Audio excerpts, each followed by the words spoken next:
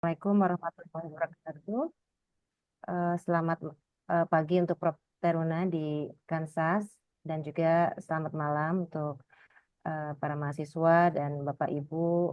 Di sini ada beberapa kolega juga yang sudah hadir dari BRIN.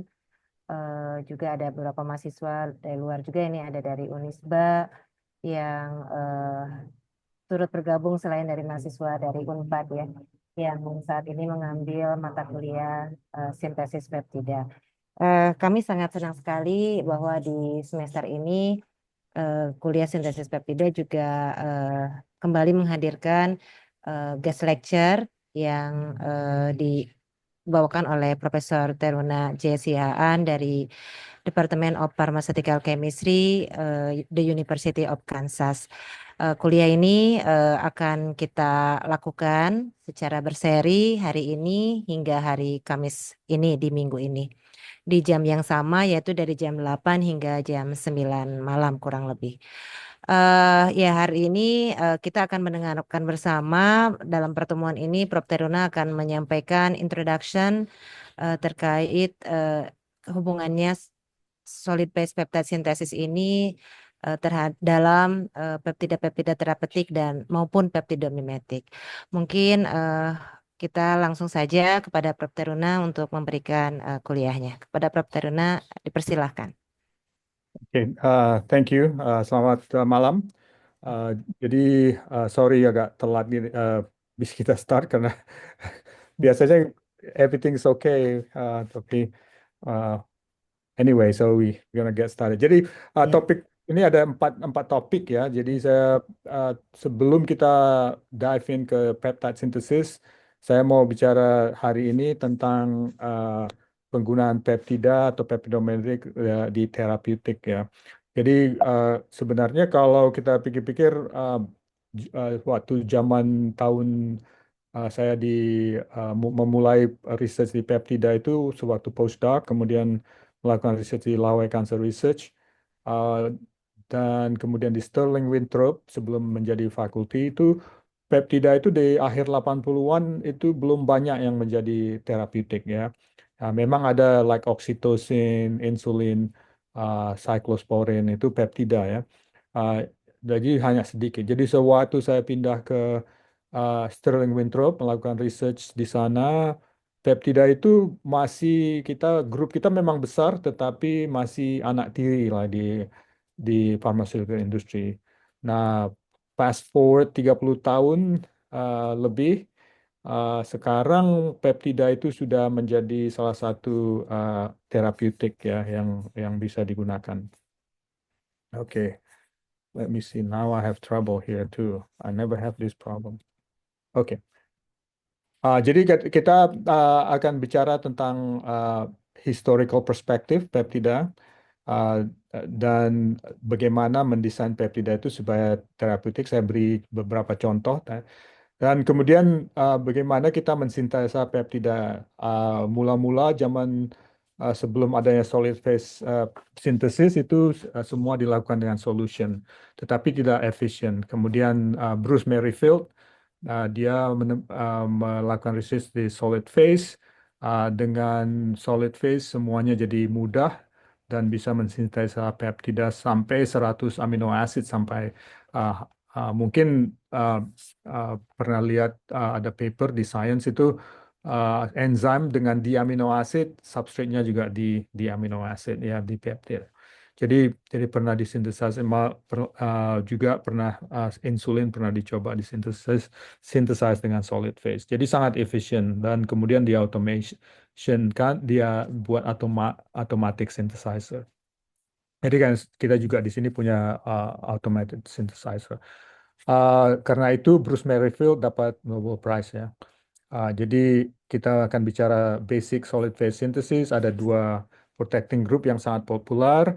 Yang pertama-tama itu BOC, setelah itu BOC diganti jadi FMOC dan uh, zaman sekarang ini FMOC ini yang lebih banyak digunakan karena cleavage-nya sangat mild. Walaupun FMOC itu zaman mula-mula FMOC itu agak mahal, tapi sekarang sudah murah. Dengan menggunakan uh, solid phase kita harus mempunyai resin ya. Jadi kita akan bicara sedikit tentang resin, bagaimana memilihnya, dan kemudian protecting groups yaitu sangat penting tergantung pada resin bagaimana cleavage-nya apa yang kita mau. Ah, yang paling penting sebenarnya yang paling banyak makan waktu adalah purification karena terkadang hasil sintesa kita itu uh, tidak pure sehingga memakan sangat banyak waktu dan actually memakan banyak biaya purification itu. Karena apa? Karena biasanya kita purification itu menggunakan asidonitrile. Asidonitrile itu sangat mahal ya. Dan saya akan bicara tentang cyclic peptides. Kenapa cyclic peptides? Karena kebanyakan therapeutics itu cyclic peptides ya. Karena ini ada hubungannya dengan struktur dan conformation dari cyclic peptide. Kita juga bisa menganalisis bagaimana menentukan apakah peptida kita itu alat-alat apa saja yang butuh untuk menentukan analisa peptida, dan juga kita bisa extension sedikit ke bagaimana menentukan struktur peptida karena dengan struktur tersebut kita bisa mendesain peptida derivatif yang lebih poten. Dan peptida itu tidak tidak luput dengan side reaction. Jadi side reaction ini juga bisa dalam waktu sintesis itu side reaction itu membuat sintesa Anda itu tidak efisien. Jadi kita harus mensuppress side reaction. Nanti kita bicara sedikit tentang uh, scavenger. Ya. Karena apa? Uh, karena side chain protecting group itu bisa bereaksi lagi ke peptida Anda sehingga membuat derivatif yang Anda tidak inginkan. Ya. Jadi ya kita bicara bagaimana apa problem-problemnya nanti uh, dalam mendesain therapeutic peptide. Jadi uh, sudah akan bicara overview discovery and development modern therapeutics ya peptides and peptidomimetics. Seperti yang saya bilang akhir 80-an itu belum banyak peptida yang menjadi drugs. Jadi saya waktu itu di grup peptida itu kayak anak tiri gitu kayak ya, ngapain lu buat research gini nggak bakalan jadi drug. Itu selalu pembicaraan di kita kalau waktu lunchtime dengan grup-grup lain ya. Jadi zaman-zaman uh, dulu itu traditional drug itu melalui isolasi ya. Diisolasi, kemudian di screening, dia punya anti-cancer drug, or whatever it is, dan juga biasanya dapat dari natural product ya. Dan kemudian mereka tidak tahu mekanismenya langsung di-push jadi drug. Jadi kebanyakan senyawa-senyawa small molecule itu toksisitasnya itu yang sangat tinggi sehingga side effect-nya banyak. Gitu. Tetapi dengan progres peptide dan protein itu biasanya dia ditemukan dengan mekanisme yang diketahui gitu. Jadi ada mekanisme tertentu, kemudian kita memikirkan bagaimana kalau kita uh, mendesain peptida dari senyawa-senyawa molekul yang berinteraksi di biologi sehingga kita bisa menghambat atau menstimulasi proses tertentu. Jadi biasanya mekanisme base, tidak seperti small molecule atau natural product itu kita banyak beribu-ribu natural product kita screen saja gitu dan tidak tahu mekanisme. Tetapi biasanya peptida atau protein itu kita mencoba tahu mekanisme. Nanti saya berikan contoh-contohnya.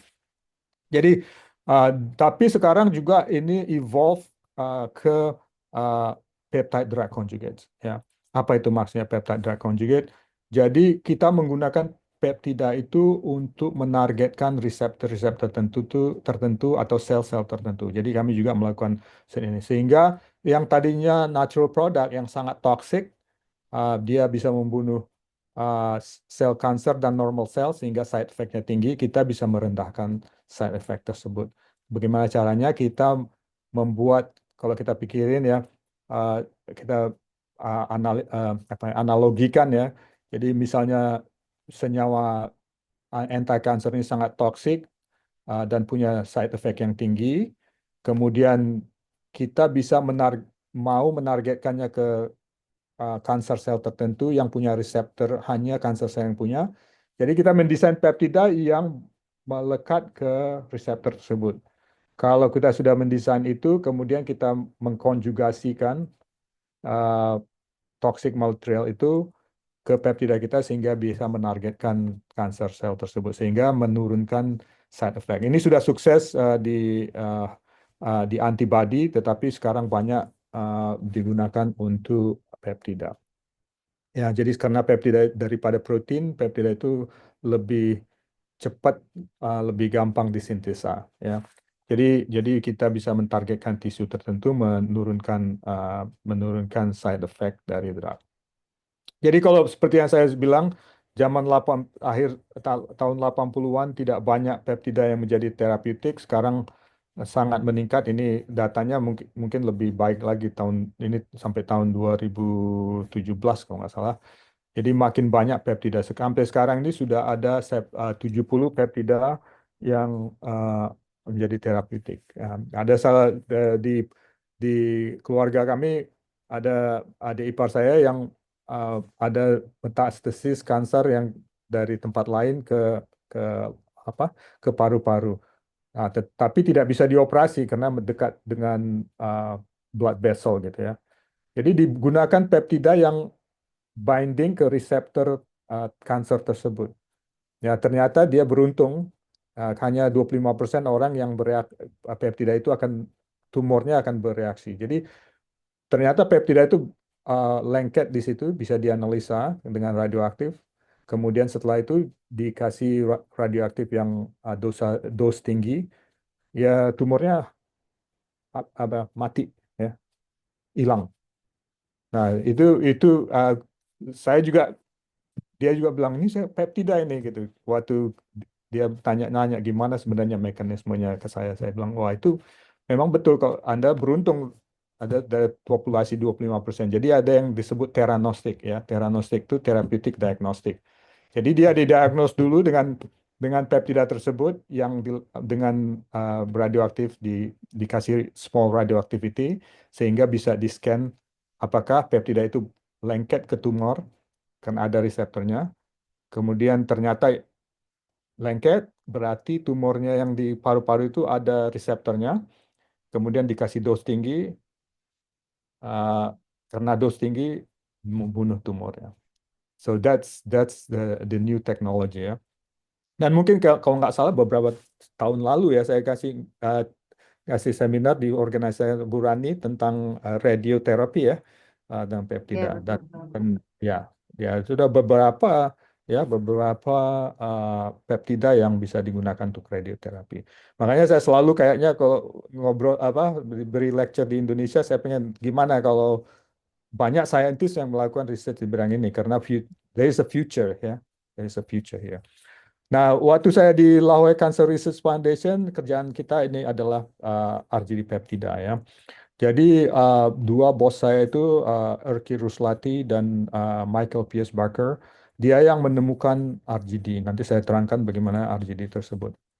Jadi dia menemukan itu dan saya di hire ya uh, menjadi scientist karena saya satu-satunya chemist untuk mendesain sakit peptida dan salah satu hasilnya ini integrilin ya. Integrilin itu adalah antithrombic drug.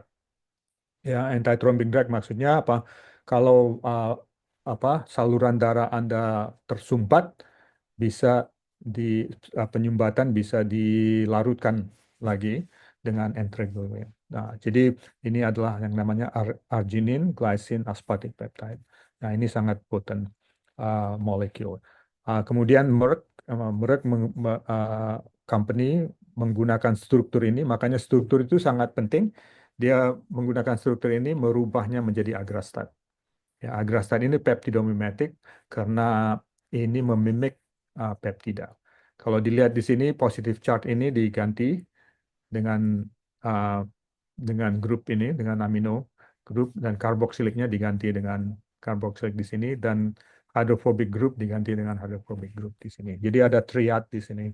Nanti saya berceritakan mereka bagaimana menemukan itu. Nah, saya sudah sebutkan sebelumnya oksitosin itu adalah drug yang ditemukan oleh Devineux dari Harvard. Dia dapat Nobel Prize karena ya mengisolasi oksitosin ini digunakan untuk uh, induced labor ya. Jadi kalau ibu-ibu pregnant, hamil, ternyata sudah lewat due date, anaknya harus dilahirkan, diinfusi dengan oksitosin untuk menginduksikan kontraksi. Ya. Nah, ini kalau Anda lihat ini cyclic peptide juga. Makanya saya selalu bicara tentang ini cyclic peptide. Kenapa? Kalau Anda lihat ini disulfide ya dengan menggunakan sistem ini disyklisasi cyclic peptide. Kenapa kita menggunakan cyclic peptide? Karena kita mengimpose conformational restriction. Jadi konformasinya jadi restricted sehingga sangat selektif ke reseptor. Jadi kalau Anda pikir bandingkan linear peptide itu kan konformasinya banyak dan konformasi yang akan binding ke reseptor itu hanya fraction, small fraction. Tetapi kalau Anda cyclisasi, cyclisasi bisa hasilnya tidak tidak baik atau baik ya. Kenapa? Karena kalau cyclisasinya ke arah yang uh, tidak kondusif binding to receptor, maka dia tidak aktif. Jadi makanya kalau Anda lihat banyak cyclic peptide yang menjadi terapeutik. Nah, ini ya senyawa baru yang digunakan untuk anti-cancer drug yang namanya octreotide. Juga cyclic peptide, look at this, is a disulfide bond. Ya, dengan menggunakan disulfide bond. Oke, dari peptide banyak didesain peptidomimetics. Kalau Anda lihat ini ini adalah therapeutic drug ya yang sudah di market. Jadi waktu saya di Sterling Winthrop dulu kerjaan saya ini mencari peptida yang sangat bagus, substrate yang sangat bagus untuk binding ke reseptor sebagai substrate, kemudian dirubah jadi peptidomimetic menjadi inhibitor. Jadi ini anti-hypertension, targetnya adalah renin, ya enzim renin. Kalau Anda lihat ini kan strukturnya hampir sama peptida. Memang tadi asalnya datangnya dari peptida. Ya, dan Anda pernah dengar HIV protease inhibitor untuk HIV infection supaya menyetop replikasi virus. Ada 10 sekarang. Anda lihat ini ritonavir, indirnavir. Dia kelihatannya sama seperti peptida ini, seperti tryptophan ini, phenylalanin dan lain-lain. Jadi tadinya mulainya dari peptida, kemudian dirubah menjadi peptidomimetic.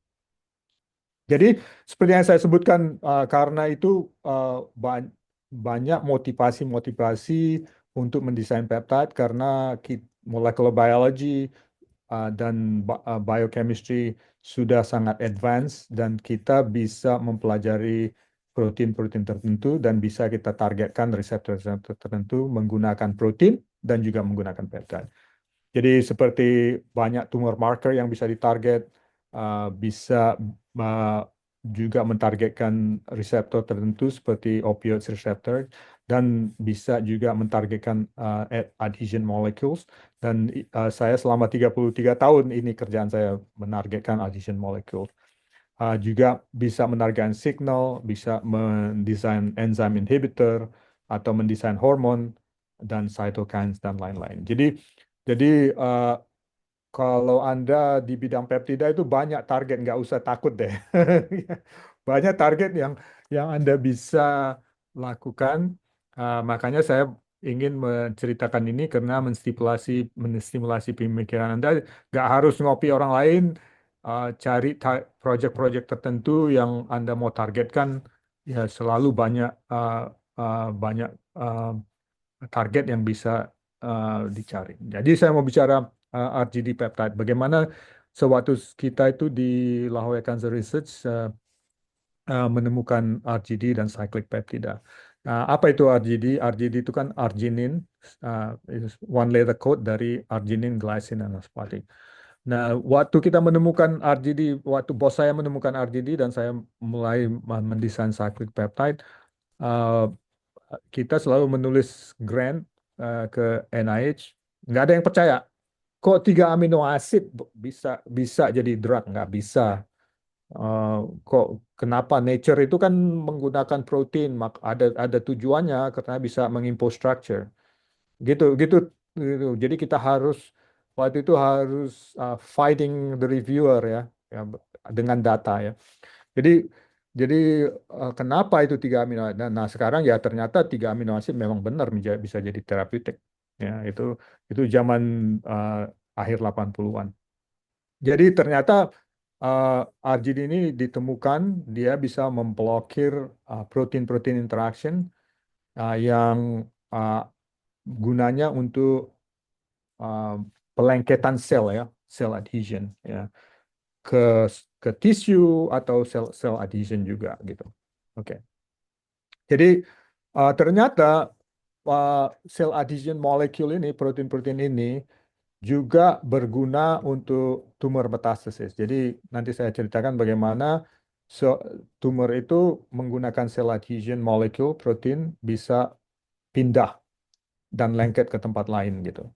Dan juga sel adhesion itu berguna untuk trombosis. Jadi nanti saya bicarakan drug ini untuk trombosis. Apa itu trombosis? Trombosis itu adalah penggumpalan darah. Jadi kalau uh, kalau pembuluh darah Anda penyempit karena ada kolesterol, karena blood pressure bisa terluka. Karena kalau terluka pembuluh darahnya, maka uh, tubuh Anda akan membentuk gumpalan. Nah, ini gumpalan ini bisa dilarutkan dengan integralin. Kenapa? Karena ada yang nama fibrinogen ya. Nanti saya ceritakan bagaimana caranya. Uh, jadi kemudian bisa juga waktu saya di sana, bos kita menggunakan RGD untuk menstimulasi uh, wound healing itu pembaikan luka ya, pembaikan luka. Dan sekarang memang RGD peptide itu digunakan untuk stent ya. Jadi stent itu apa ya? Uh, Kalau Anda dikasih apa ya? Pipa itu di uh, stent, forgot the stent, bahasa Indonesia apa?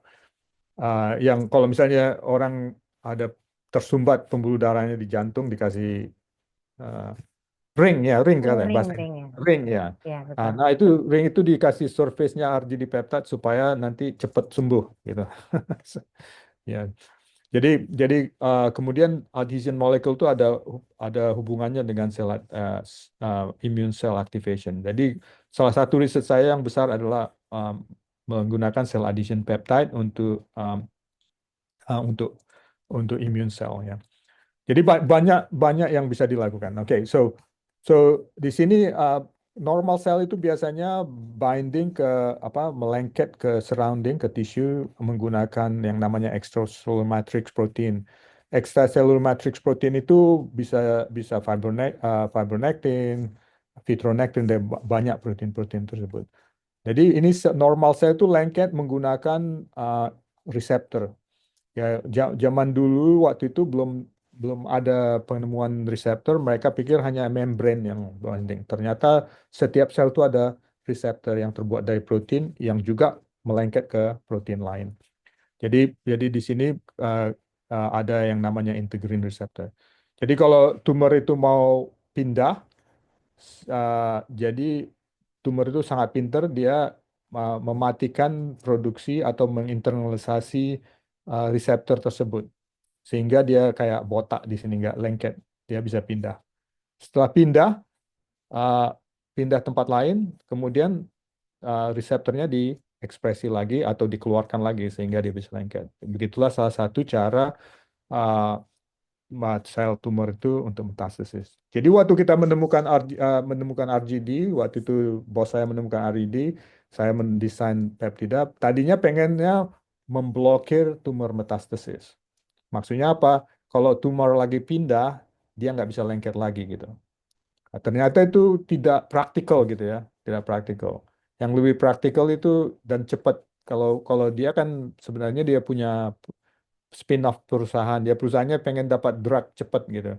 Ternyata ini tidak gampang dilakukan. Makanya arahnya dirubah menjadi RGD itu untuk trombosis ya.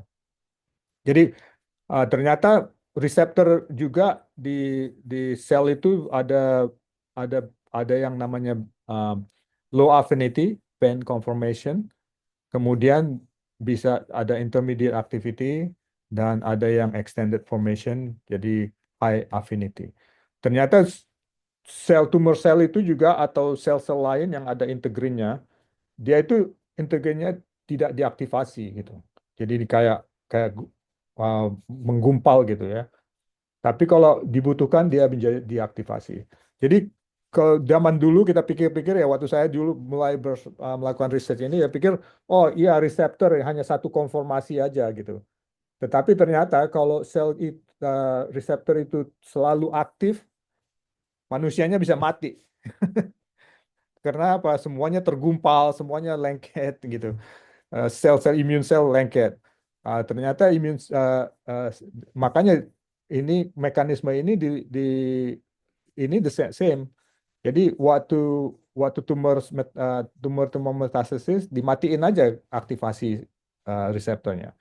Jadi ini bisa dibuktikan dengan X-ray sebenarnya kenapa kita tahu uh, uh, ada 3 form ya. Nah, jadi integrin itu ada terdiri dari 2 subunit yang namanya alpha subunit dan beta subunit. Jadi extended form itu adalah yang active form. Jadi setelah ditemukan adanya reseptor itu ternyata banyak reseptornya itu adalah kombinasi dari alpha dan beta subunit. Jadi masing-masing sel tergantung dengan kebutuhannya dia mempunyai integrin dan integrin itu mempunyai selectivity tertentu dan juga uh, ligannya juga ligan tertentu. Jadi sangat selektif ya. Jadi ada 24 integrin dan ada kombinasi dari alfa dan beta dengan 2 kombinasi aja. Nah, saya sangat familiar dengan beta 2 integrin. Jadi ada the beta beta subunitnya itu beta 2. Kenapa saya familiar? Karena kita menggunakan cell adhesion peptida untuk menargetkan imun sel. Di imun sel hanya menggunakan beta 2. Ya. Oke. Nah, bagaimana caranya waktu itu bos saya menemukan RGD peptide. Jadi mereka melakukan riset tentang fibronectin ya. Bagaimana fibronectin itu kok bisa lengket ke sel gitu. Jadi research mereka itu tadinya dia uh, apa cell culture plate itu di cover dengan fibronectin uh, dan protein lain gitu.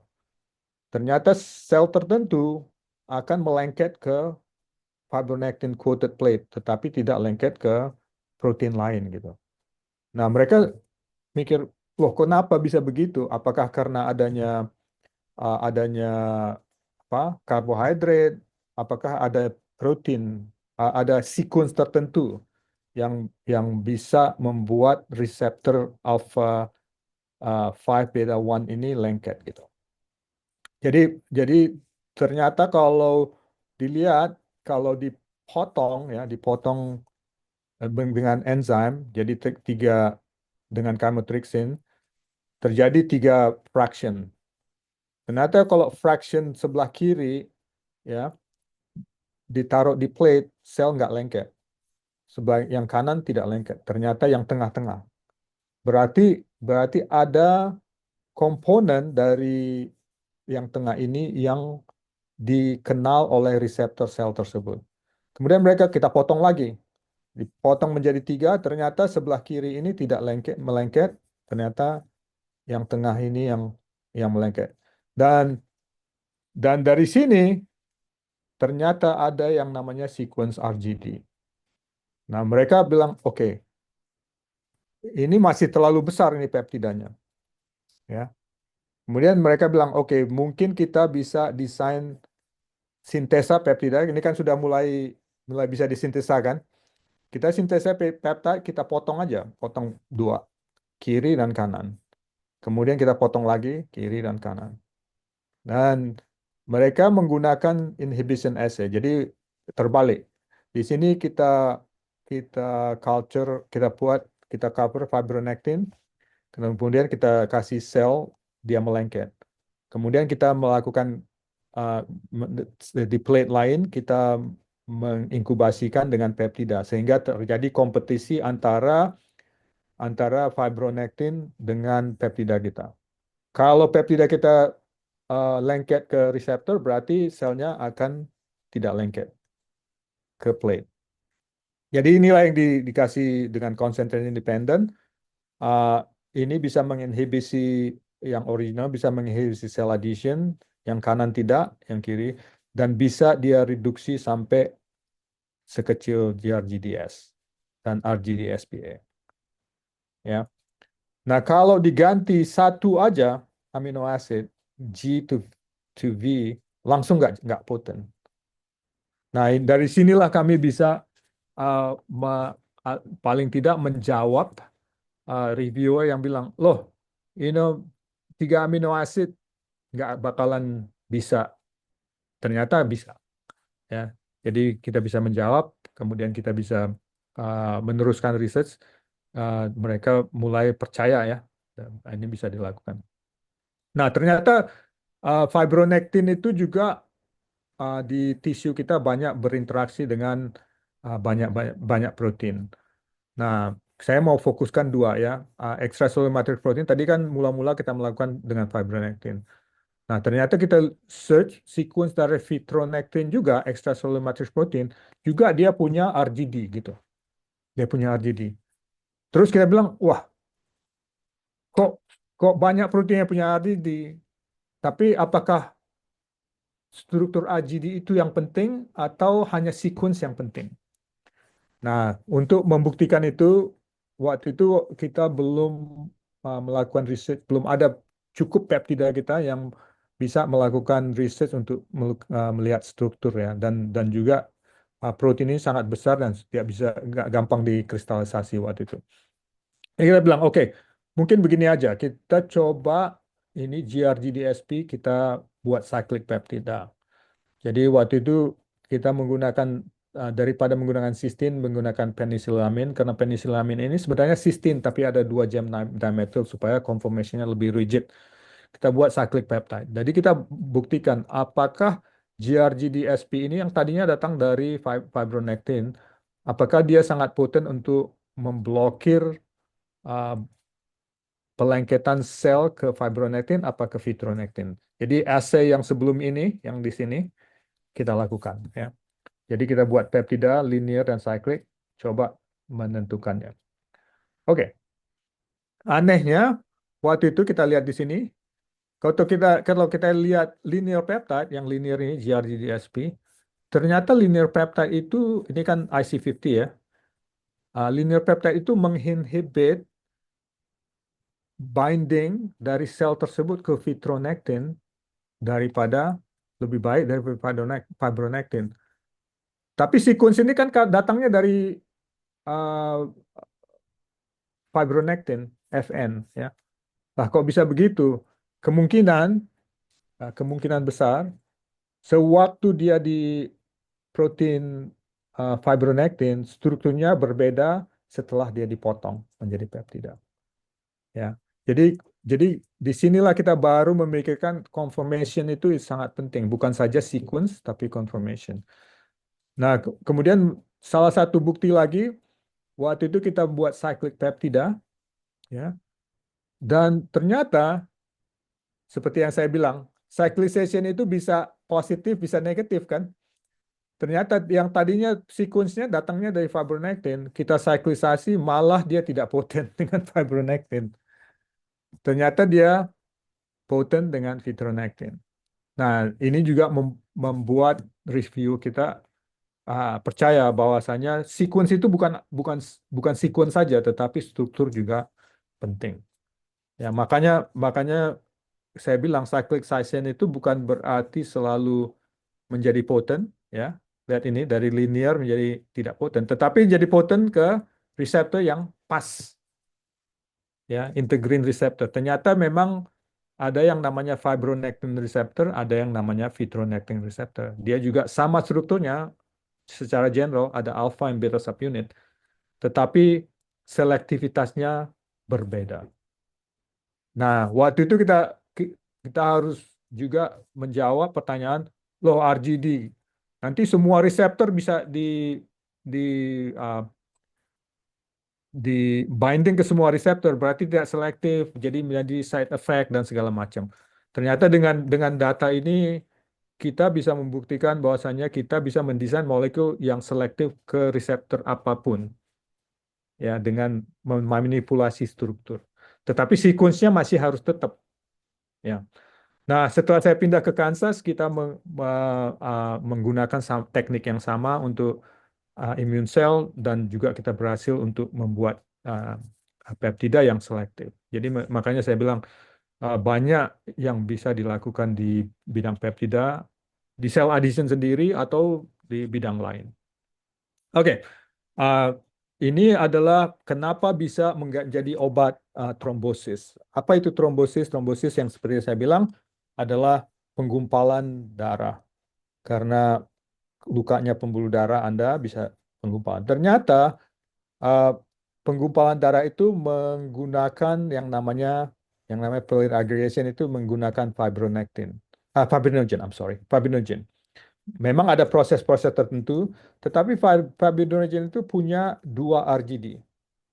Ya, yang satu di alpha subunit dan yang satu di beta subunit. Jadi setelah platelet teraktivasi dan kemudian reseptornya yang namanya integrin, reseptor ini namanya GP2B3. Jadi yang tadinya strukturnya kayak bending gitu, sekarang jadi activated karena adanya luka. Nah, dia mengenal RGD, sehingga RGD yang satu lengket ke satu sel, yang RGD yang lain, jadi terjadilah penggumpalan. Nah, ternyata memang reseptor ini mengenal fibrinogen melalui RGD. Jadi kalau kita mendesain cyclic peptide, peptida, maka bisa berkompetisi dan bisa larut ini. Nah, memang ternyata berhasil, ya. Integralin adalah obat yang berasal dari cyclic peptida RGD. Sehingga kalau ada orang yang heart attack gitu karena penyumbatan, ya, makanya biasanya diinjek yang namanya uh, uh, ada enzim, tetapi enzim tersebut hanya aktif kalau sekali menggunakan, karena antibodi akan badan Anda akan menemukan antibodi, sehingga ini adalah alternatif untuk kalau untuk uh, uh, blood clotting, ya. Oke, waktu itu kita juga uh, mendesain RGD dengan sangat gampang. Kita isolasi platelet dari patient, kemudian kita induce dengan ADP, bisa agregasi. Kita lihat ini terjadi agregasi. Tetapi kalau kita kasih peptida, low dose, high dose, tidak bisa terjadi agregasi. Ya, jadi dengan cara ini, dengan cepat kami bisa menemukan RGD peptide yang bisa memblokir uh, uh, penggumpalan darah, ya. Oke, nah, apakah bisa didesain dengan pep cara siklisasi? Apakah bisa mendesain selektivitas peptida ke reseptor tertentu? Ini buktinya, ya. Kita mula-mula dengan GRGDSP, yang seperti yang saya bilang, GRDSP itu IC50-nya lebih bagus linear peptide itu dari di reseptor fitronectin dari fibronectin. Dan waktu itu kita sudah menargetkan, tadinya mau tumor metastasis, kita robah arah risetnya ke platelet aggregation. Nah, di sini kelihatan tidak ada perbedaan dengan fitronectin dan EP2B3, ya. Kemudian kita desain cyclic peptide, dia menjadi targetnya adalah fitronectin, tidak poten ke fibronectin. Nah, masih poten ke GP2B3, ya. Tapi kita pengennya ke GP2B3, ya kan? Bagaimana caranya? Kemudian kita coba merubah mengganti S menjadi T. Satu amino acid saja sudah mulai berubah dia, ya. Nah, kemudian kita ganti ke RGDL, itu targetnya fitronectin dan bukan GP2B3, ya.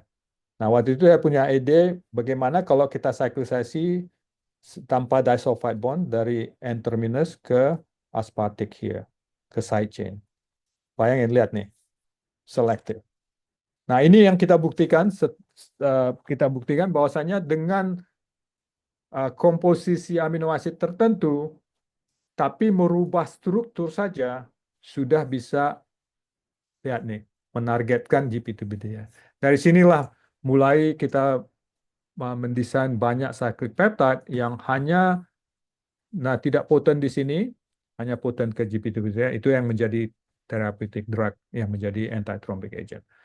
Nah, dengan cara yang sama, kami juga mendesain di sini untuk memblokir bagaimana immune cell, T cell, bisa tidak melengket ke target cell, gitu. Ya, karena biasanya autoimmune disease itu uh, berhubungan dengan aktivasi dari immune cell yang menyerang tubuh sendiri. Ya, itu yang saya lakukan di sini. Oke, jadi tapi memang begitulah caranya. Kita bisa desain gitu dari basic structure dari big protein to small protein. Ya. Oke, oke. Uh, Pertanyaan di sini, apakah hanya hanya sequence yang penting? Apakah struktur juga penting?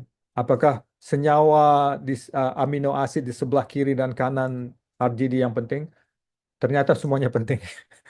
Ya, RGD-nya penting, uh, senyawa di sebelahnya kiri kanan, dan juga strukturnya penting. Ya. Oke. Dan setelah ditemukannya RGD peptide yang selektif, ini kerjaan dari banyak saintis di Merck ya. Mereka melakukan X-ray structure dan kemudian melakukan X-ray structure dengan adanya peptida. Ternyata mereka menemukan bahwasannya ada triad di sini. Ada relasi dari jarak dari positif dan negatif charge dan jarak dari negatif charge ke hydrophobic residue. Dengan menggunakan struktur dan X-ray structure, mereka bisa merubah peptida menjadi peptidomimetic. Ya. Jadi ada 3 yang namanya triad dan ada 3 distance yang mereka ukur dan mereka mendesain molekul yang namanya agrastat yang seperti saya sebutkan. Nah, ini juga therapeutic agent sekarang. Ya. Jadi dari peptida bisa berubah jadi peptidomimetic. Oke. Nah, uh, Hostkessler di Germany, dia dari RGD peptide, ya mungkin Bu Rani juga punya research tentang ini. Dia mendesain RGDF di mana dia menggunakan daripada D dia menggunakan L menggunakan D-phenylalanine. Dia menargetkan yang namanya alpha V beta 3 dan alpha V beta 5. Kenapa dia menargetkan ini? Ini adalah reseptor angiogenesis. Apa itu angiogenesis? Angiogenesis itu adalah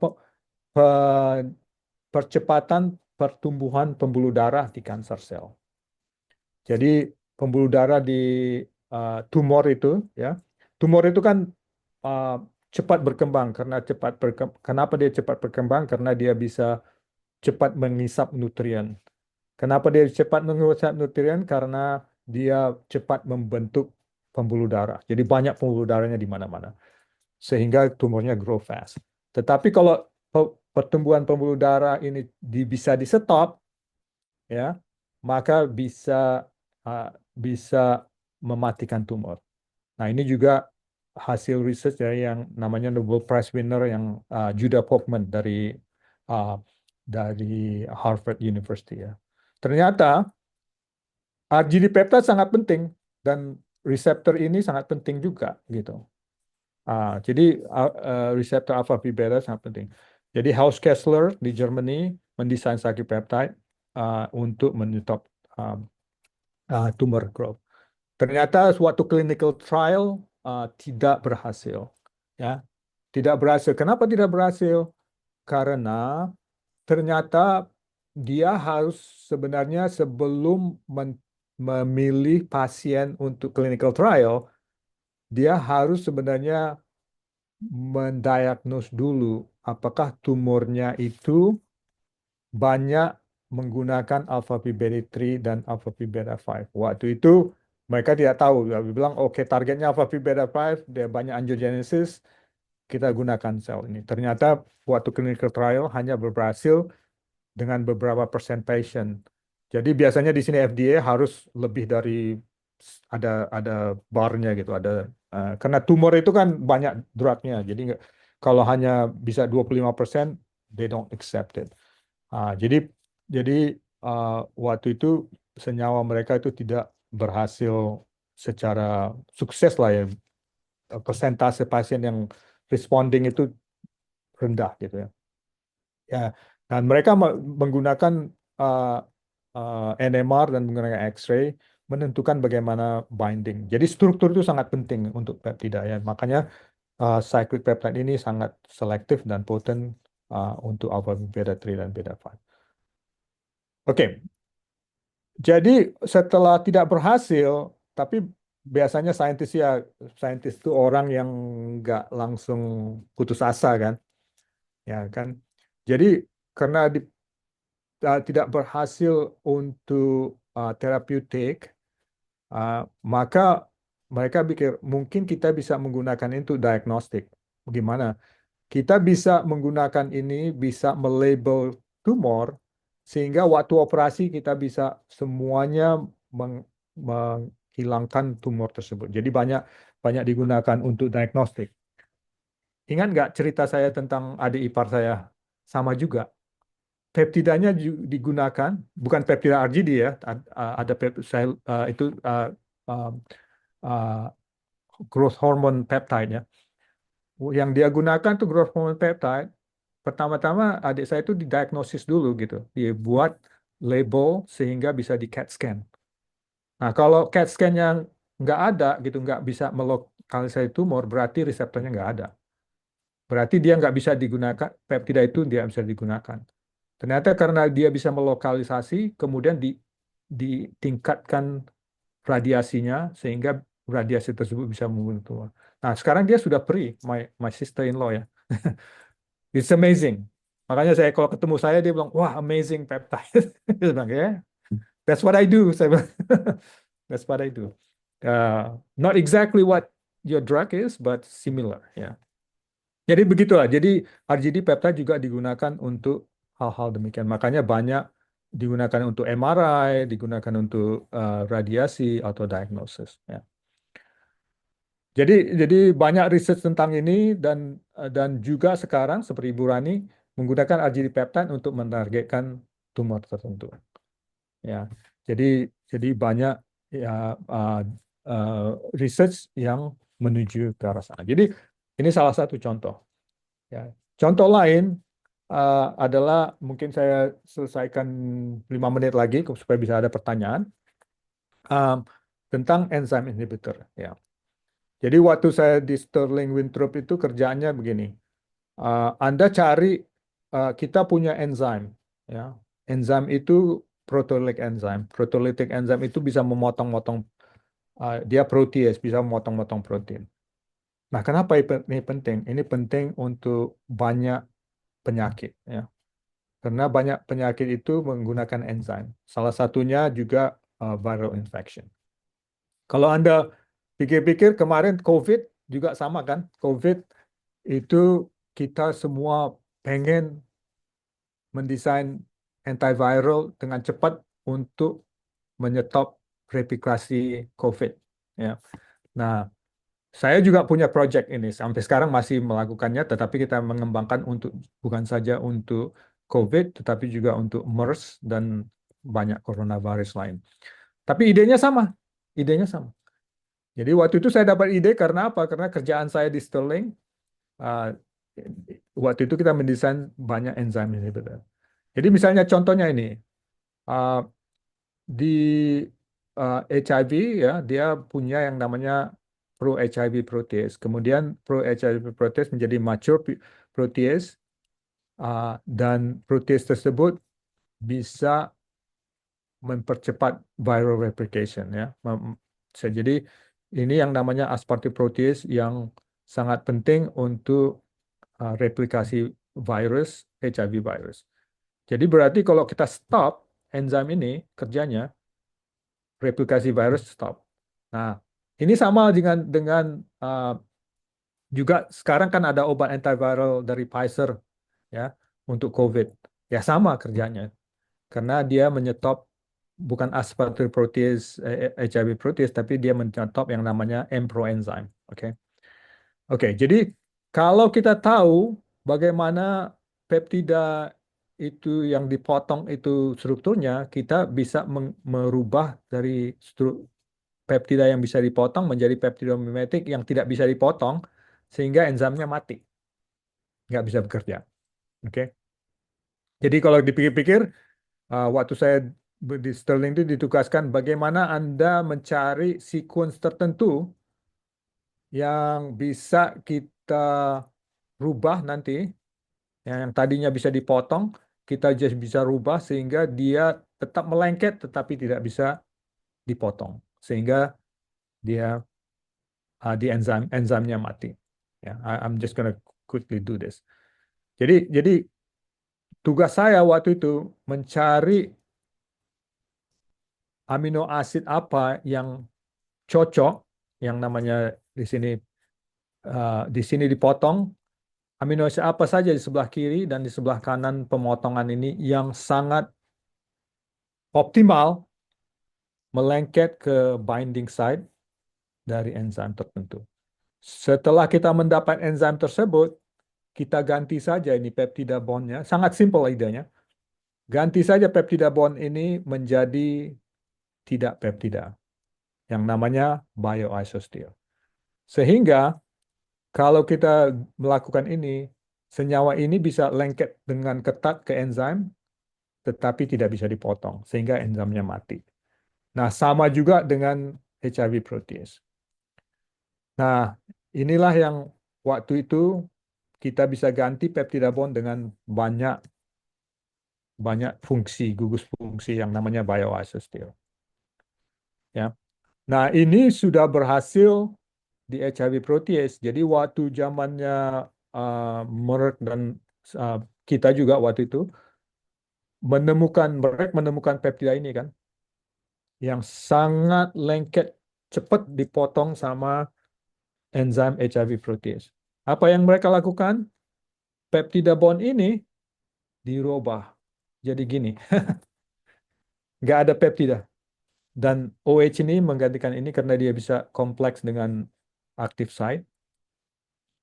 Inilah yang jadi ritonavir, yang menjadi drug di market. Dan juga ada yang menggunakan senyawa biosida ini yang juga digunakan. Nah, kalau dilihat struktur ini memimik struktur peptida. Ya, jadi ide inilah yang saya mau cepat aja di sini. Nah, sekarang ini ada sekitar 8 yang saya lihat, kalau nggak salah 10 sekarang HIV protease yang digunakan. Kalau Anda lihat strukturnya ya kayak peptida biasa, dari peptida mereka menjadi enzim.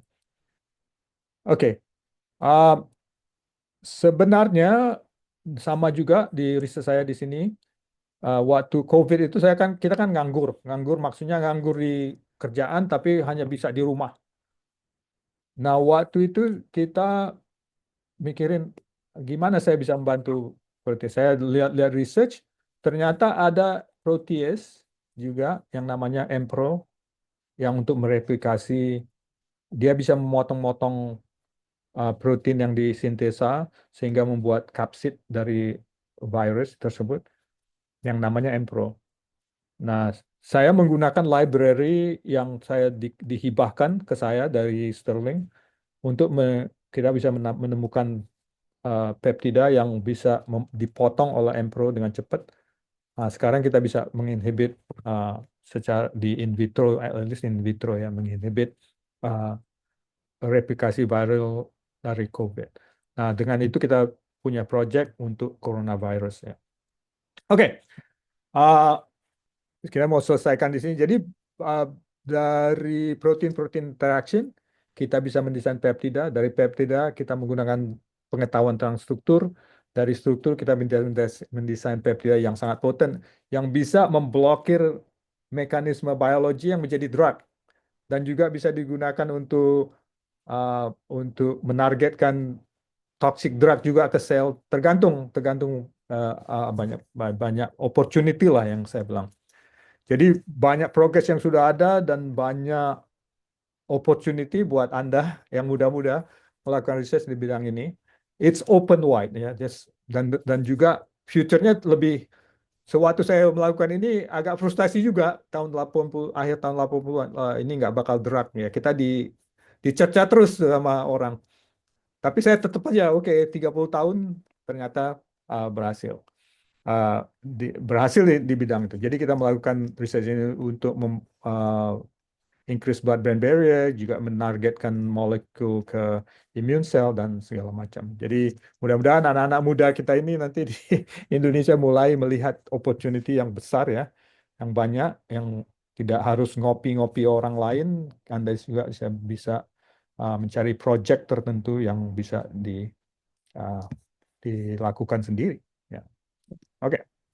Baik, terima Oke. kasih banyak Prof atas kuliahnya yang memberikan direction awal ya terkait riset di bidang peptida ini sebelum ke sintesisnya itu sendiri begitu.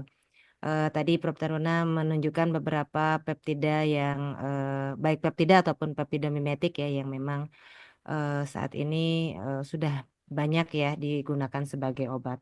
Tadi juga Prof Taruna menyampaikan terkait salah satu contoh ya bagaimana suatu peptida khususnya RGD itu bisa awal mulanya dikembangkan ya dalam berbagai bentuk riset yang cukup komprehensif tadi sudah dijelaskan. Kurang lebih risetnya tadi Prof. Turna juga menyampaikan ya banyak sekali celah yang bisa apa ya dilanjutkan ya Prof ya tidak harus mengopi karena tadi bisa sebagai obat kanker, bisa sebagai hormon, enzim ataupun banyak lah yang tadi sudah disampaikan. Ya, sebagai awal barangkali jika ada yang ingin ditanyakan kepada Prof. Taruna, dipersilahkan. Mungkin Holid saya ya, silakan ingin Holid. bertanya, Jangan segan-segan ya. Ya, Ya, sebelumnya apakah suara saya terdengar? ya, ya, bisa, ya ya, ya. cukup terdengar. Ya, Mungkin sebenarnya terima kasih untuk Prof. Teruna yang telah memberikan materi tentang ini tentang semester 3. Saya mau bertanya Prof. Tadi katanya untuk cyclic peptide itu lebih baik ke drug peptide daripada linear peptide. Nah itu kenapa sih peptide itu lebih baik daripada linear peptide untuk drug peptide? Apakah itu tergantung terhadap selektivitasnya atau side effect? Karena saya juga sendiri akan mensintesis linear peptide. Mungkin Hmm. itu yang Ya, pertama itu. ya, ya, ya, tergantung sebenarnya riset apa yang Anda lakukan sih sebenarnya nggak harus semua cyclic peptide. Saya di sini juga um, lagi ada dua murid dari UGM ya. Mereka melakukan antibakterial ya. Nah, ternyata antibakterial mereka itu mekanismenya itu mendisrupsi membran dari bakteri gitu supaya bakterinya mati. Ternyata itu memang untuk mendisrupsi membran itu bukan dia tidak menargetkan reseptor tetapi menargetkan membran. Sehingga peptidanya itu yang dibutuhkan itu alpha helix structure gitu. Jadi dia linear. Jadi ya sekarang ini nanti bisa dilihat publik kita sedang menulis papernya. Ternyata makin kita meningkatkan hilisitas dari peptidanya sekitar 13 amino acid, makin bagus antibacterial activity-nya. Nah, dan juga dengan cyclic peptide juga bisa dengan hil, helical itu juga bisa dilakukan cyclic peptide sebenarnya. Cyclic peptide di mana bisa menstabilisasikan helical juga gitu. Tapi side chain bisa dihubungkan. Nah, itu beyond that ternyata bukan bukan harus cyclic. Tetapi kalau misalnya peptida Anda itu targetnya reseptor di mana peptida itu membentuk beta turn ya. Nah, dan juga Anda mau kalau misalnya RGD peptide tadi itu ya, RGD peptide tadi itu uh, yang targetnya itu GP2B3A untuk antithrombik. Ternyata yang selektif ke antithrombik itu bukan bukan beta turn tetapi extended gitu. Jadi cyclic peptide-nya itu ternyata RGD-nya itu linear gitu. Like rigid like kayak beta sheet gitu. Linear. Walaupun disakrisasi karena dua dua reseptornya itu sebenarnya di dekat disulfide gitu. Jadi yang ternyata beta-turn itu yang selektif untuk alpha V beta 3, alpha V beta 5 untuk tumor itu yang the second project gitu. Jadi tergantung struktur apa yang reseptor Anda butuhkan gitu. Jadi pembentukan, nah pertanyaannya kok kenapa cyclic peptide lebih selektif gitu? Karena logiknya itu energetik entropi ya. Jadi kalau Anda punya linear peptide, dia kan flopping around ya, punya phi psi angle yang bisa muter-muter ya. Berarti dari misalnya Anda punya 1000 peptida, 1000 Anda mengobservasi 1000 molekul peptide ya. Dengan linear peptide mungkin dari 100 is easy ya, 100 ya. 100 seperti 100%. 100 peptida ya. Dari 100 peptida mungkin 30 strukturnya itu dalam dynamic itu 30 bentuk tertentu. Ternyata hanya 10% yang strukturnya itu yang cocok dengan reseptor Anda. Berarti chance Anda itu cuma 10%, 10 dari 100.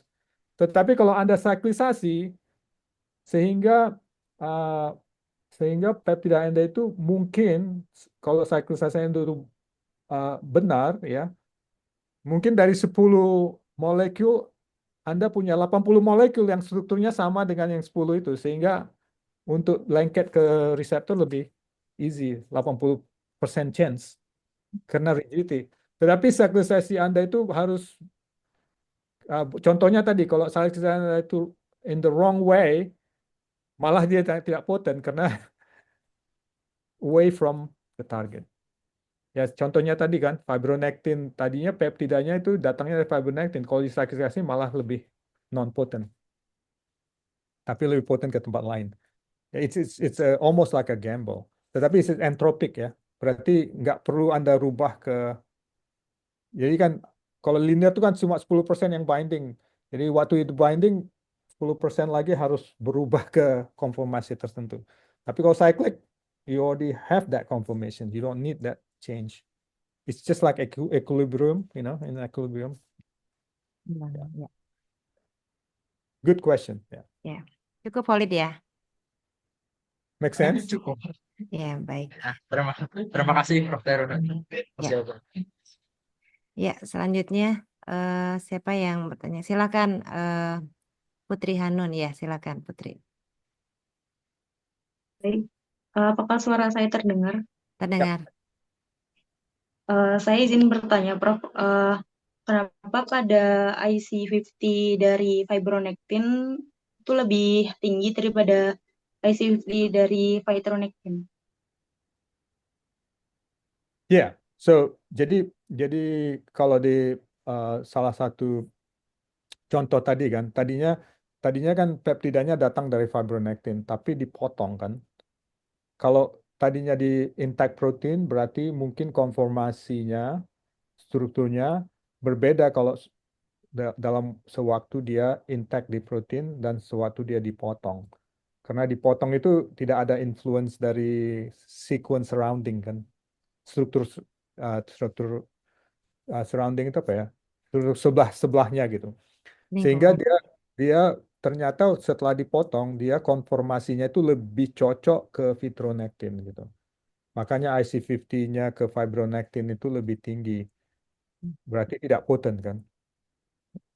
Nah, kemudian waktu kita saklisasi juga malah saklisasinya ke arah bukan ke fibronectin, yang tadinya senyawanya datangnya dari fibronectin, bukan ke arah fibronectin receptor, malah ke arah fibronectin receptor.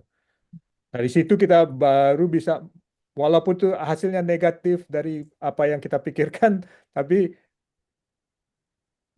kita dapat informasi bahwasanya konformasi itu bukan sequence saja yang penting, tapi konformasi itu penting. Karena kalau kita rubah konformasinya, maka dia sangat selektif ke fibronectin. Karena reseptornya itu butuhnya beda-beda kan, walaupun sequence-nya sama. Gitu. Begitu, Putri. Ada lagi pertanyaannya? Is Putri that make cukup? sense? Nah, saya mau tanya Pak. Oh, Harsa mau bertanya. Silakan Harsa. Sebenarnya perkenalkan saya Muhammad Hasanan. Ya. I would like to ask about the RGD.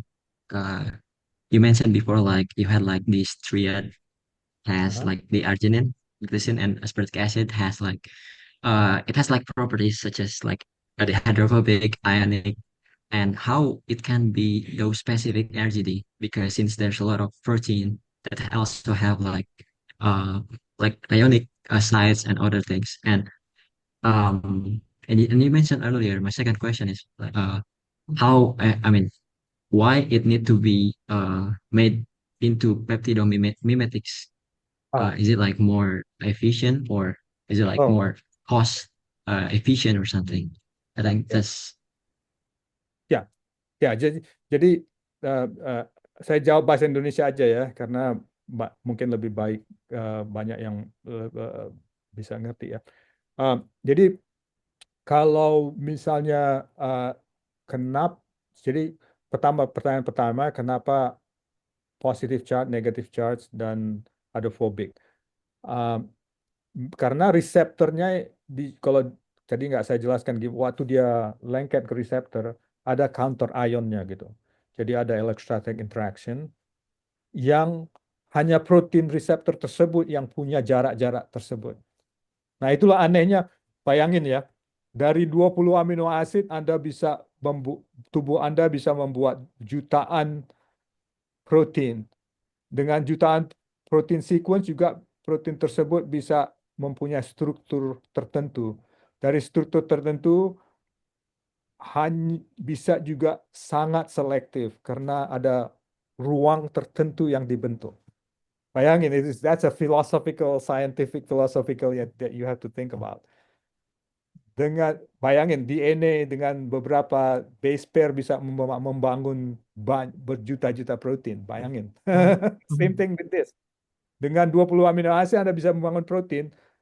Walaupun proteinnya sama, masih bisa selektif. Bayangin, mesti ada ruang-ruang, bentuk ruang atau space yang hanya tertentu untuk fibronectin receptor, hanya tertentu untuk fibronectin receptor. Dengan 3 amino asid, makanya kita waktu menulis grant ke NIH dapat dana, sangat dikritisasi. Kenapa dengan 3 amino saja? Pertanyaan Anda sama dengan pertanyaan mereka. Kenapa dengan 3? Ternyata kalau Anda membuat positif, negatif charge dan hydrophobic itu dengan ruang tertentu, dengan konformasi tertentu, maka dia bisa docking, ya bahasa baru, docking ke ruang yang dibuat oleh reseptor tertentu. Tetapi juga kita harus ingat bahwasanya terkadang binding ke reseptor itu bukan rigid ya, terkadang ada induced fit juga, ada perubahan uh, struktur ya.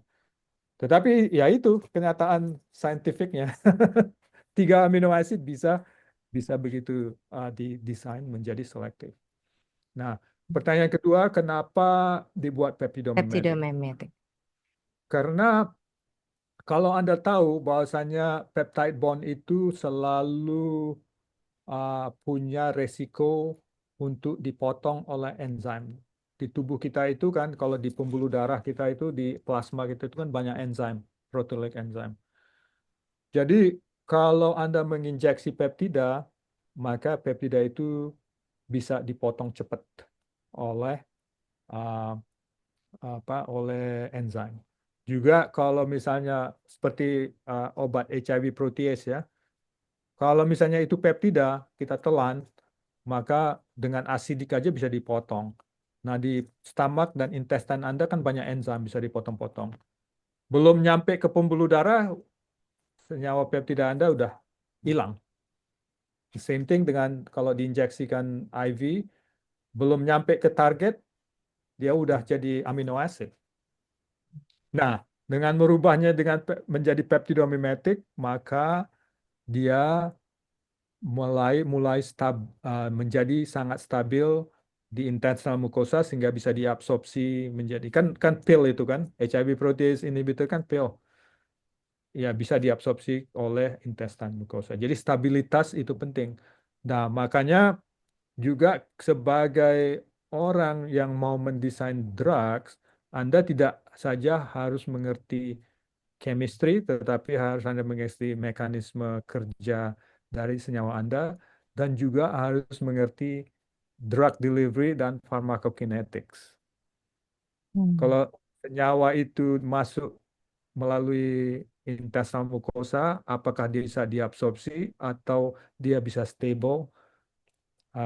Jadi Anda harus mendesain molekul yang stabil, ya bisa stabil sehingga dia bisa ke target site. Jadi biarpun dia dengan oral delivery atau dengan injeksi, dia harus tetap stabil supaya dia bisa nyampe ke tempat di mana targetnya, target sel, target organ dan segala macam. Makanya digunakan peptidomimetic. Dan ternyata memang cyclic peptide itu dibandingkan linear peptide lebih stabil di plasma dari linear peptide. Baik, cukup Harsa dengan jawaban Prof. Teruna ya sangat jelas ya. Bu. Iya. Holid mau bertanya lagi, silakan Holid. Ya, saya mau bertanya lagi Prof tentang RGB. Bahwa tadi RGB itu kan bakal mengikat ke integrin tertentu. Bagaimana cara kita memodifikasi RGB ini untuk meningkatkan kestabilan dan selektivitas terhadap integrin tertentu gitu, biar stabilan dan selektivitasnya itu meningkat. Apakah dengan merubah struktur energi tersebut atau gitu? Ya, jadi zaman sekarang lebih mudah dari waktu kita melakukan riset itu ya. Jadi struktur itu yang sangat penting. Ya, jadi bisa sekarang kita juga selalu melakukan kalau kita dapat cyclic peptide, kita menentukan struktur cyclic peptide itu terkadang untuk kristalisasi agak sukar. Jadi kita menentukan cyclic peptida itu untuk menggunakan NMR dan molecular dynamics. Setelah kita tentukan, kita melakukan docking, eksperimen ke target reseptor. Jadi zaman sekarang juga dengan adanya AlphaFold, pernah dengar AlphaFold? Anybody ever? Jadi walaupun protein Anda tidak punya X-ray structure, Anda bisa dengan cukup akurat membangun struktur dari reseptor Anda. Jadi kalau kayak integrin gitu, Anda nggak punya X-ray structure, kalau target Anda integrin tertentu, Anda bisa mendesain, membentuk struktur dari integrin tersebut. Dan kalau Anda sudah punya peptidanya, tinggal bekerja sama dengan orang yang ahli computational melihat docking. Nah, Anda bisa memutasi peptida Anda, membuat cyclic begini, cyclic begono, dan segala macam. Anda tak usah disintesa dulu, lakukan docking, baru pilih senyawa-senyawa apa yang mungkin Anda sintesa di laboratori dan dites di laboratori. Nah, ini benar-benar terjadi baru-baru ini saya kita akan mendesain peptida untuk membuka pembuluh darah ya, blood-brain barrier karena cadherin interaction. Kita udah menemukan secara uh, uh, apa logical design lah ya, seperti yang saya lakukan memotong-motong gitu yang ya. Kita menemukan dua amino acid, dua peptida, yang bisa menginhibit cadherin interaction. Nah, beberapa tahun belakangan ini kita berkolaborasi dengan computational chemist. Dia punya idenya begini, uh, wah, saya nggak percaya cuma dua sih kita bisa temukan gitu. Jadi dia melakukan protein-protein interaction, melakukan docking, kemudian dia memotong-motong peptida. Nah, dapatlah sekitar dia punya memproposi propose lah ke saya. Dia bilang, ini ada 30 yang mungkin kita bisa lakukan. Saya bilang, wah 30 kebanyakan di sintesa. Uh, optimasi lagi gitu. Terus dia propose, oke ini ada 7 gitu ya. Itu yang mungkin bisa di ini. Kita tes di in vitro dan in vivo. Dari 7 kita bisa dapat 2 senyawa baru yang akan kita patenkan. Jadi itu it's amazing bisa bisa dapat 2 in vivo dari 8 yang kita seleksi dari 30 yang dia propose. Jadi computational chemistry juga ya bisa Berperan ya. membantu kita, ya. Nggak harus mensintesa semua gitu. Betul. Apalagi sekarang sudah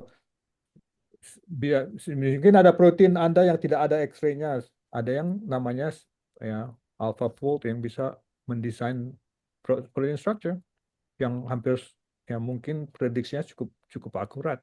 Sekarang diterima di mana-mana, semua orang menggunakan AlphaFold, Betul, Prof. ya, dan bisa melakukan. Tapi jangan coba kerja sendiri lah, coba kerja sama orang. Jadi Kolaborasi. ya, salah satu method saya itu saya selalu kalau ke Indonesia saya selalu mendengungkan kolaborasi dengan orang lain yang expert di bidangnya gitu. Setuju, Dan Prof. jangan kerja sendiri-sendiri. Iya. Ya. Khalid bagaimana, cukup ya? Cukup buat Prof. Ari. Iya. Yang lain barangkali tadi saya melihat di sini tidak hanya dari Kimia Unpad, Prof, ada dari BRIN, Ya, kemudian silakan. juga ada dari Unisba, dari Unima juga ada yang hadir di sini. Terima kasih. Jika ada yang mau ditanyakan, dipersilahkan. Ya, silakan. Silakan I'm kalau trying to ada look, yang mau ditanyakan. I'm trying to look at my watch, my time. Masih ada waktu kok. Masih ada waktu ya, sekitar mungkin sampai 7 menit lagi ya, Prof ya, sampai I have like I have like until I have a meeting like 10 o'clock. Yeah, but it's ya. okay. Yeah. Oke. Ya, Ada pertanyaan? jangan malu-malu. Dipersilahkan. It's okay. Ya. Kalau misalnya don't feel like jangan pikir bahwa this is a bad question or whatever. There's Iya, no bad. betul. Karena Anda di sini kan karena nggak tahu, pengen tahu. Iya, betul. Don't worry, nggak usah malu-malu ya. Prof, mungkin saya ada sedikit pertanyaan ini mungkin menyambung dari pertanyaan Harsa terkait bagaimana kita mendesain peptidomimetik seperti tadi mungkin dari apa ya RGD ke agrastat gitu ya. Bagaimana kita tadi mungkin sebelah sisi kiri kita tambahkan unsur kationik, yang lainnya sisi yang lain hidrofilik kalau tidak salah, dan di tengah kayak ada hidrokarbon sebanyak 6 CH2 di sana. Itu seperti apa sih, Prof? Kita Ya. merancangnya sehingga itu menjadi mimetik gitu dengan peptidanya gitu. Ya, ini kembali kalau kita melihat sejarahnya itu atau mereka mendesain peptidomimetik sama dengan sejarah kami juga berkompetisi dengan mereka waktu itu. Uh, Jadi kita menggunakan orang-orang computational chemistry dan structural biology, structural people. Jadi waktu itu kita menggunakan X-ray structure dari enzim kita. Mereka juga menggunakan X-ray structure enzim kita. Dan juga menggunakan computational chemist. Ya, jadi waktu itu kita melihat bagaimana peptida kita lengket di uh, di di target enzim. Kemudian kita merubah peptide. Kan peptide bond itu yang mula-mula mesti distabilisasi. Ya. Kita rubah peptide bond tersebut ke tidak peptide bond yang namanya bioassistir. Ya. Nah, kemudian kita lihat aja docking apakah bindingnya oke atau tidak gitu. Kita menggunakan molecular modeling dan docking untuk melihat bisa diganti apa. Dan juga kita nggak mau mengganti senyawa peptida itu ke functional group yang sukar disintesa. Kita coba yang simple gitu. Dan juga grup-grup yang kita ganti, misalnya ada tryptophan diganti kayak naptalin gitu. Kalau nggak bisa disintesa, wah sukar gitu. Jadi kita menggunakan semua dengan computational chemistry dulu, baru disintesa, bukan membabi buta gitu. Iya, iya. Jadi lebih Pastinya ada ya pendekatan yang dilakukan ya, Prof ya. Ya. Iya. Iya, ada yang mau ditanyakan? Mungkin ada sekitar 4 menit lagi. Kalau ada yang mau ditanyakan, saya tadi lupa menyebutkan di sini juga ada mahasiswa internship dari Malaysia yang turut hadir, Prof. Good. Dari Excellent. University Malaysia Terengganu. Ya. Kalau ada yang mau ditanyakan, persilahkan.